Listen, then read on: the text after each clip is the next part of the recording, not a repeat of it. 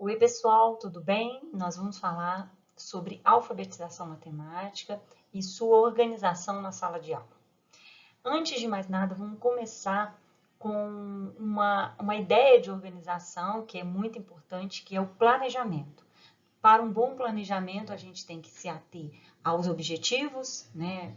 O que eu quero atingir, qual é a minha meta, como eu vou fazer isso, quais recursos eu vou utilizar, quando, o tempo, a disponibilidade desses recursos durante determinado tempo e de acordo com o meu objetivo. E o principal que eu deixei por último, mas não é o que viria primeiro, é a quem se destina, né?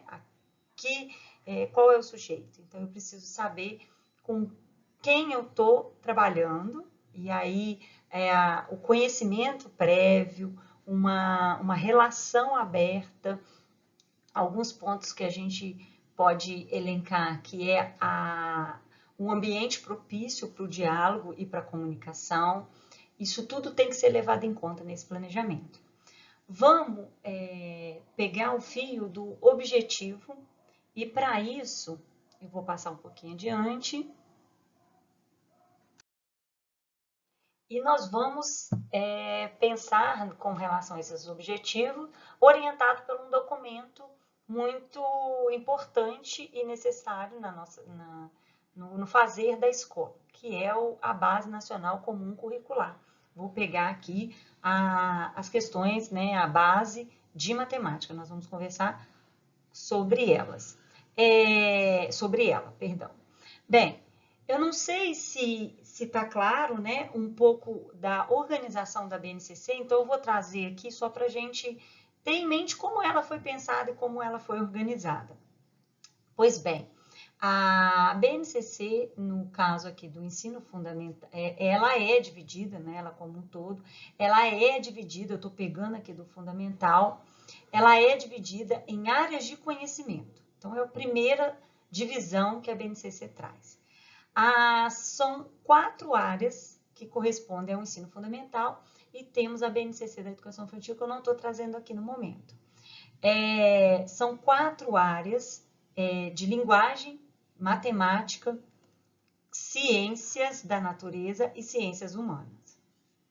Essas áreas são divididas em componentes curriculares.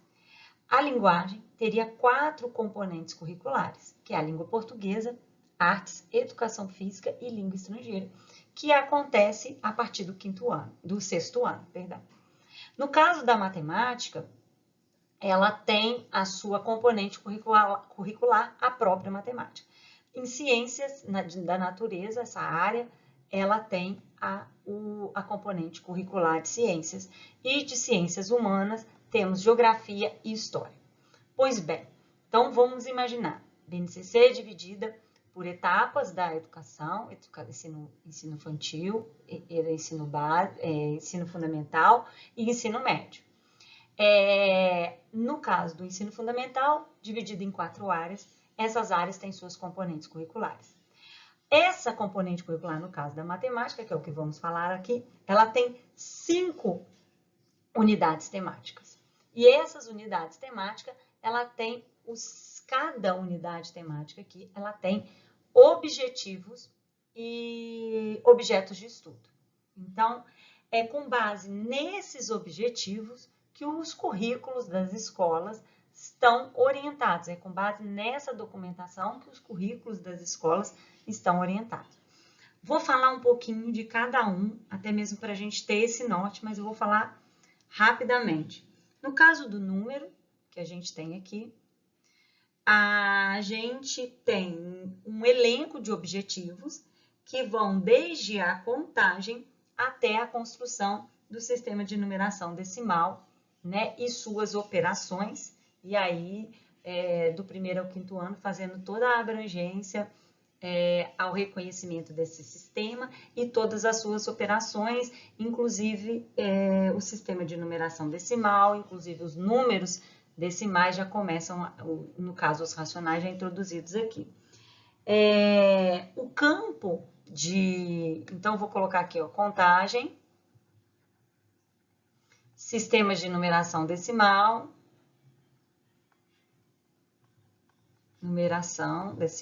e suas operações, tá? No caso, esse estudo vai ampliando progressivamente o campo numérico e essa ampliação vai obter uma investigação, vai favorecer uma investigação das regularidades desse próprio sistema, dos princípios de contagem e das operações. No caso dos sistemas de operação, os princípios posicionais seriam uma regularidade, o valor que ele assume, outra regularidade. Sendo assim, deixa claro e deixa todo um cuidado com o trabalho da álgebra, que vai ter fortemente essa característica de observar regularidades, de favorecer ao pensamento algébrico. E na álgebra, essas observâncias entre padrões numéricos, tipos de problemas, padrões geométricos, abordagens de classificação, de identificação, a geometria vai ser o campo que vai fortalecer essa habilidade, a habilidade de estabelecer critérios, de reconhecer padrões. Então, essa daqui, nessa unidade, inserida aqui claramente na BNCC, ela tem esse compromisso. No caso então vou colocar aqui, ó, regularidades,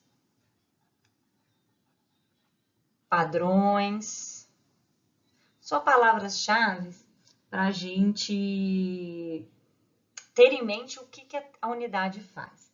No caso da geometria, ela abarca o espaço e forma, né, a localização, ela compreende, ela trabalha o espaço, as formas, a geometria, né, plana, que seria as formas planas, e a geometria espacial. Nesse campo aqui também, que a gente lida com o fato das crianças construírem noções de localização e de movimento. Então, aqui, ó, às vezes a gente deixa de lado esse ponto, que é localização e movimento. E parou aqui, movimento. Deixa eu apagar aqui para escrever direitinho. E movimentos, eu vou deixar assim. E as formas, né, geométricas, tridimensionais, a bidimensional, também encontra aqui. Na unidade de grandezas e medidas, ela tem uma função muito especial, que é de trazer todas essas outras, né, de associar esse número e essa geometria, né, nessa unidade temática. Ela trata do desenvolvimento da ideia de medir, principalmente, né, de considerar as dimensões das grandezas, e aqui traz, né, as grandezas com muito cuidado, e grandezas agora até voltadas ao trabalho com a tecnologia, o que é bem importante, que a BNCC traz isso também. Mas tudo isso associado ao fazer e às situações diárias, tá? Então, aqui, ó, então uma compreensão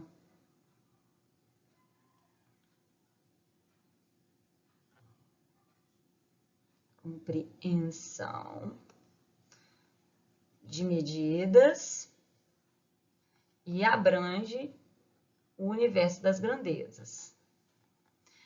A última, que é a probabilidade estatística, ela se envolve com o universo da própria educação estatística, do trabalho que é o tratamento da informação, que antes no PCN era dito como tratamento da informação.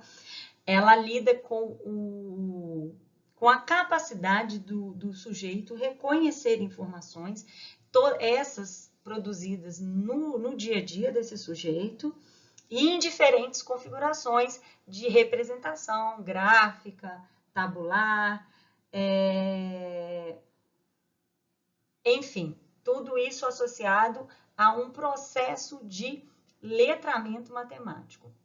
Um processo de associar ao fazer matemático a vida diária e a função social que aquele conteúdo tem no universo da vida cotidiana. Pois bem, entendendo essa divisão, entendendo como minimamente como ela se organiza, a BNCC traz que elas devem estar interligadas entre si. As unidades temáticas não devem ser ensinadas, né, perpassadas de modo solto. Ela deve ser pensada na sua transversalidade, com temáticas referentes à cidadania, referentes à ética, a questões da diversidade, e ela também tem um viés de ser progressiva. Então, essas temáticas vão passar desde o primeiro ano, no caso aqui do ensino fundamental, até o final dos anos do nono ano, tá? Então, ela perpassa todo o ano escolar do aluno. E como eu disse, para cada unidade temática, tem-se associado o objeto do conhecimento e suas habilidades. A ideia central é que essas habilidades venham a garantir os direitos de aprendizagem das crianças nos diferentes componentes curriculares, no caso aqui da matemática. Trouxe o exemplo de um aqui para a gente entender aonde é que a gente procura essa organização e esse objetivo. No caso aqui, essa disposição está em uma tabela. A gente tem o ano destinado, a unidade temática aqui, que é números, o objeto do conhecimento, que está sendo estipulado aqui e expresso através desta habilidade. Esse código aqui, ó, o primeiro EF, indica ensino fundamental. Então, essas duas, a BNCC ela tem um código alfanumérico, que quer dizer um código de letras e números. As duas primeiras letras indicam qual etapa da educação a gente está, essa habilidade se refere. No caso aqui, ensino fundamental. Os dois números logo depois vêm dizer do ano que essa habilidade corresponde. Como é 01, corresponde ao primeiro ano. É possível, principalmente na área de linguagem, a gente ter 3, que quer dizer do primeiro ao terceiro ano. 5, do primeiro ao quinto ano. Mas em matemática, essa organização, os dois números que vêm aqui, que vão estar imediatamente disposto à letra, é simplesmente o ano que corresponde. Logo depois a esse número vem a componente curricular que essa habilidade está associada, MA refere-se à matemática. E por fim, esses dois números, essa ordem que essa habilidade está expressa é a primeira habilidade, no caso aqui do primeiro ano. Então, a primeira habilidade do primeiro ano está expressa aqui na parte de matemática. Bem, feito esse trabalho, que aí eu não vou adentrar muito as questões dessa organização de um plano de aula, no caso aqui, a gente vai pensar esse ambiente. E o ambiente da sala de aula, o ambiente físico mesmo, ele vai ser fundamental no meu planejamento. À medida em que eu tenho recursos disponíveis na própria sala para eu utilizar e para que meus alunos também utilizem. É muito importante que esses recursos estejam à minha disposição. A educação infantil traz uma abordagem de cantos de aprendizagem, de cantinhos, o que nada impede da gente ampliar esses cantos para o ensino fundamental. Então, estou aqui com duas fotos. À esquerda é uma estante com materiais manipuláveis. À direita, uma estante com materiais manipuláveis, mas são materiais de predominância de reciclados, e do lado esquerdo, predominância de materiais já, assim, como eu posso dizer, fabricados, né, por empresas, perdi o nome aqui específico. Mas, de qualquer forma, o que a gente tem que ter? Eu vou descrever essas imagens aqui. Algumas coisas que eu vou falar vão até a mais do que as imagens do que as figuras que apresentam, mas, de um modo geral, vai ser abarcado esses elementos. Diferentes portadores de textos, diferentes representações numéricas, diferentes formas como jornais, revistas, jogos, brinquedos, rótulos. Então, eu tenho rótulos de embalagem, eu tenho jogos disponíveis nessa estante, eu tenho um varal com vários números, e isso tem que ser, né, é importante que seja na altura da criança e que seja, de preferência, construído com esses alunos. Esse mural não está aqui disponível aqui nessas fotos, mas é um mural que permite fixar os trabalhos dos alunos. Eu vou mostrar mais adiante um mural um mural chamado painel de resposta. Um quadro onde possa discutir elementos como calendário, como contagem do dia, um quadro que a gente possa fazer listas de assunto a ser discutido, um quadro de debates, onde eu possa discutir, onde eu possa escolher brincadeiras, jogos, organizar os tempos e a semana. Aí também está disponível nesses materiais já prontos, régua, balança, relógio de medição, deixa eu ver mais o que eu posso comentar. Calculadoras seria um ótimo recurso a estar disponível ali sempre que eu precisar, e qualquer outro que você achar necessário.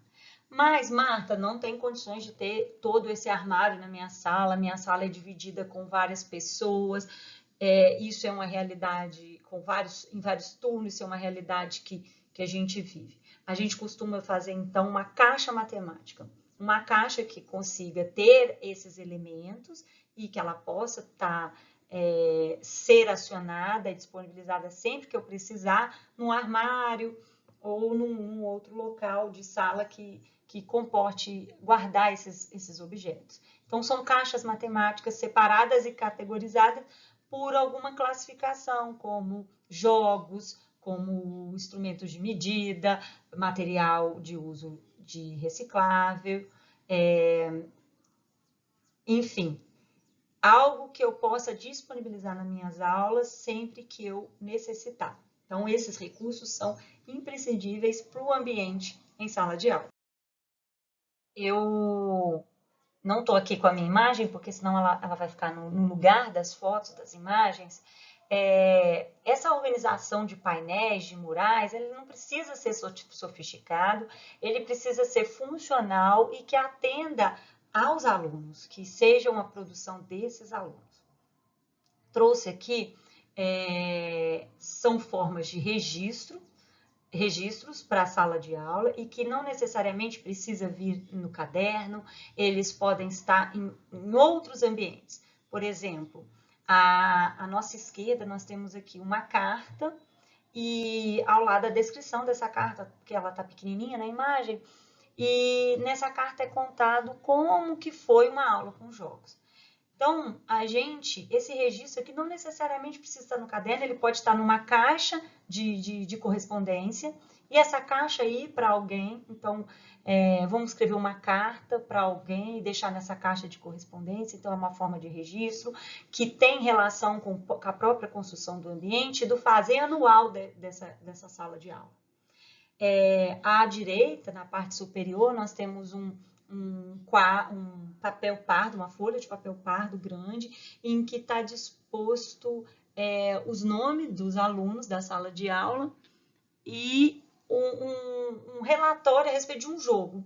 Quanto tinha antes, quanto tinha depois, é uma construção coletiva, mas que ao mesmo tempo, não mais, mas que ao mesmo tempo, cada aluno vai lá e escreve a sua pontuação, tá? E isso aqui pode ser colocado, disponibilizado em vários momentos. Não necessariamente fica no quadro, pode ficar guardado e depois voltar. Na parte inferior do lado direito, a gente tem um painel de soluções. Esse daqui pode ser um painel fixo, em que é colocado um problema para toda a turma, e depois a gente cola todas as soluções nesse próprio painel. Então, são soluções diversificadas, a criança apresenta esse painel, ela vai ser responsável por apresentar a sua atividade e também por gerenciar o painel. É importante a gente lembrar que todos esses movimentos aqui, esses registros de escrita, são formas de comunicação e formas de ideia. Quando eu proporciono esse tipo de registro, eu estou favorecendo para uma construção da linguagem matemática, de modo da gente expressar a matemática. E disponibilizar esses registros de modo acessível a todos, ou de modo restrito, como no caso de uma carta, é eu ter a relação com o meu comunicador, com aquele com quem eu vou conversar. Então, assim, não é um registro pelo registro, mas é um registro com um objetivo.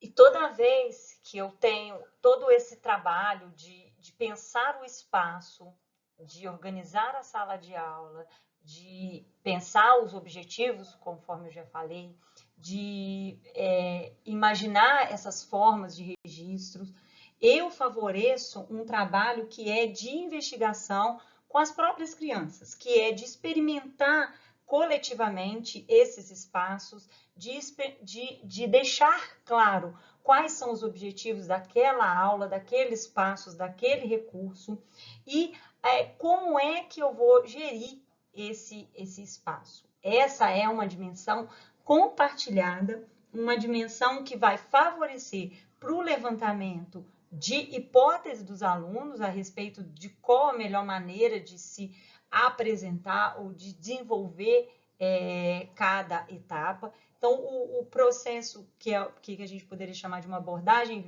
investigativa, ele ocorre no próprio espaço escolar, ele ocorre na própria dinâmica da aula, independente do conteúdo, no próprio fazer da sala de aula.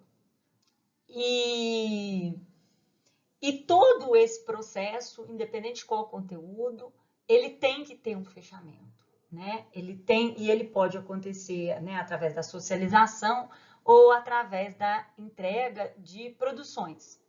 E essas entregas de produções e de socializações, elas podem ocorrer como uma atividade, vai que a atividade for individual ou vai que a atividade for em grupo. Eu trouxe aqui alguma ideia de como a atividade individual pode ser devolvida, pode ser feito esse fechamento. Então, no caso, os alunos podem contar aos demais colegas como pensaram a solução de um determinado problema, de uma determinada situação. A exposição pode ser feita, a exposição feita pelo aluno pode ser registrada pelo professor na lousa, enquanto os alunos vão falando, ele vai registrando as falas ou as partes mais importantes. Ou como no painel de soluções, a criança coloca várias soluções lá, deixa disponibilizado. E o importante é que o professor, nesse processo, combine com os alunos como vai acontecer essa socialização. Porque vai requerer desses alunos outras habilidades, que é a habilidade de estar com o outro, de respeitar a opinião do outro, de entender que as ideias vão constituir uma problemática, de compreender o lugar do erro. Então, é importante que desde o primeiro ano esses acordos sejam, como que eu posso dizer, sejam combinados, né, sejam feitos.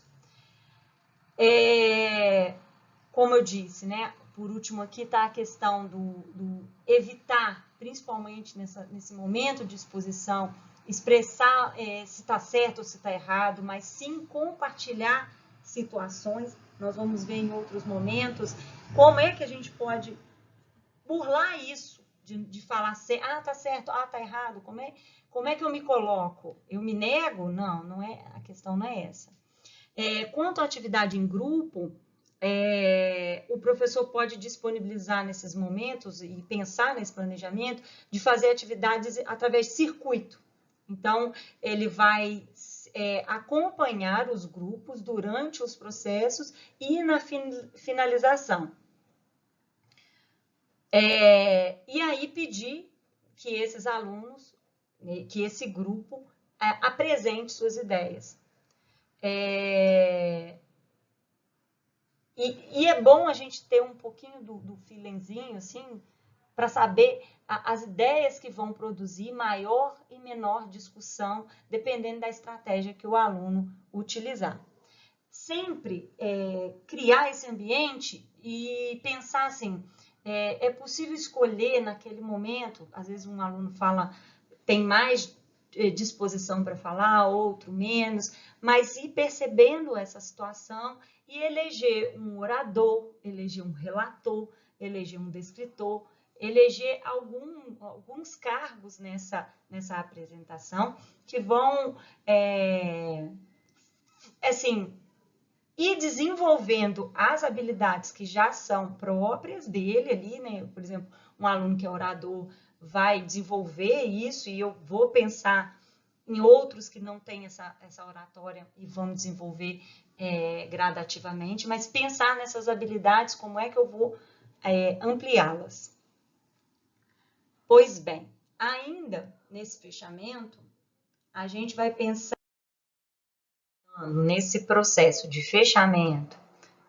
Como eu já disse, as produções pode ser através de entrega de relatórios, pode ser através de congressos matemáticos, em que a sala de aula se organiza para fazer essas apresentações.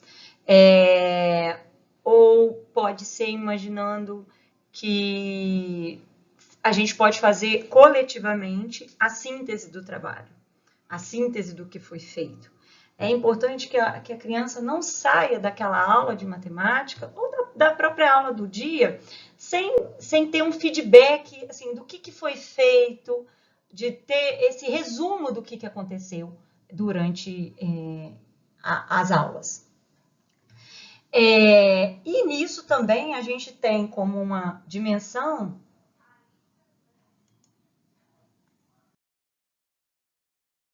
tarefa de casa, que pode ser, né, desenvolvida como uma ideia de fixação do que foi dito durante a aula, mas pode ser também uma tarefa que vai abrir para um outro ambiente. Então, pode ser um momento que vai desencadear alguma questão da aula. Então, o dever pode ser uma investigação na casa, uma investigação em algum documento. Então, as tarefas de casa não necessariamente têm que ser de fixação, né? Elas podem ser podem ser desenvolvidas e ser retomadas numa outra aula, né? O contrário. E é importante, principalmente nas questões de matemática, que as tarefas sejam desenvolvidas para os alunos e não seja desenvolvida para os pais dos alunos, porque muitas das vezes algumas tarefas de matemática elas exigem uma complexibilidade em casa que o fazer fica por conta dos pais e não do desenvolvimento dos alunos. E é na sala de aula que esse processo mais laboroso deveria ser desenvolvido e não na sala, não em casa. E por fim, é só um fechamento do que foi falado aqui. Não queria que ficasse longo, mas acaba ficando, não tem jeito, a gente vai falando e quando vê, já ficou grande. Só retomando, a alfabetização matemática, ela passa por um planejamento. Na verdade, ela começa com um planejamento e com a mobilização dos recursos, de toda essa organização pedagógica, do pensar a quem se destina e o que eu quero, né? De eu estar atrelado aos meus objetivos e nunca esquecer que é necessário um fechamento daquilo que eu me propus, né, a desenvolver e me relacionei com os alunos desenvolvendo. Né? Então, assim, nesse sentido, a avaliação, ela é contínua, ela não tem como não ser, porque o próprio fazer do fechamento, do desenvolvimento, do pensar os recursos, vai produzindo esse ato de avaliar a ação. Então, quando eu recorro ao meu planejamento, eu já começo a eleger quais recursos serão importantes para aquela aula, e aí, num próximo momento, eu já avalio um tal recurso ou outro recurso que foi destinado e foi melhor atendido. Então, avaliar não é só avaliar o aluno, é avaliar o processo de aprendizagem e, consequentemente, o seu processo e suas ações. Então, avaliação, eu gosto muito de dizer que é avaliar a ação, avaliar aquilo que está sendo feito o tempo todo. Então, pessoal, dessa vez é só. Fiquem com Deus. Até a próxima.